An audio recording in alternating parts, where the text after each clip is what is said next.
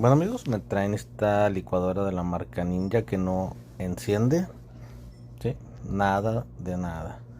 Bueno, vamos a desarmarla y quiero que miren esto. Miren, estas tarjetas siempre fallan mucho por cuestión de humedad. Miren estas líneas o pistas. Ahí se dañó una que alimenta el voltaje ya en el regulador. Está abierta. Vamos a poner un alambrito, miren, desde ahí hasta el otro extremo.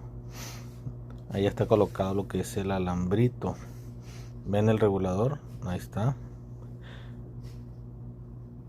Bueno, aquí pues ya encendió. Miren, protección seria. Lo vamos a probar. Prende y se apaga el foco, ¿vieron? Ahora vamos a calarlo normal sin protección seria.